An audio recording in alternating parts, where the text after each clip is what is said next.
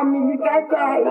আজকে 17 দিন হয়ে গেছে, খুনির কোনো পাত্তা নেই। আমি আমার ছেলের বদলা ফাঁসি চাই। আমার ভাইকে পুরোটা পুড়িয়ে ফেলছে ওরা।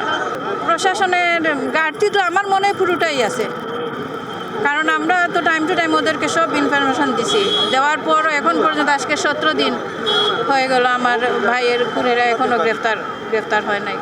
31 তারিখে বাসা থেকে বের হয়েছেন কুড়াউলা যাবেন বলে আমাদেরকে, তো যাওয়ার পর থেকে তো তার ফোন সুইচ অফ ফোনের।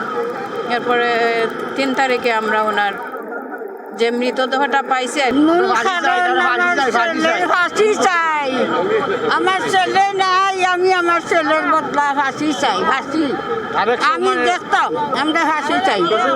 প্রশাসনের কাছে জুড়াতে চাই না, আমার ফাঁসি চাই। আমার আর চিন্তা হওয়ার নাই। আমার ভাইকে যারা নির্মমভাবে হত্যা করছে তাদের বিচারের দাবিতে আর কি। আমরা তো প্রশাসন কি করছে না করছে আমরা জানি না। আমার ভাইকে যে বা যারা হত্যা করছে, নির্মমভাবে হত্যা করছে, আমরা তাদের ফাঁসি চাই। অন্যান্য প্রবাসীদেরকে বলবো, অবশ্যই ওরা তো আসবেন দেশে, নিরাপত্তার দরকার। সবাই ওইখান থেকে ওরা ওদের মতো করে আন্দোলন করবো, এটাই আমরা চাই আর কি করে।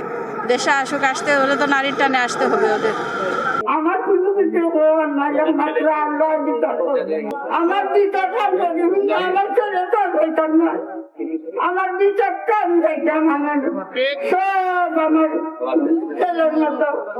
আমাদের মানসিক অবস্থা কিরকম? আজকে 17 দিন হয়ে গেছে, আমার ভাইয়ের খুনির কোনো পাত্তা নেই। আমি বুঝতে পারতেছি না প্রশাসন কি কাজ করতেছে। আমরা তো টাইম টু টাইম ওদেরকে সব ইনফরমেশন দিছি যেগুলা ওদের করার কথা ছিল, কিন্তু এরপরেও কোনো কাজ হচ্ছে না।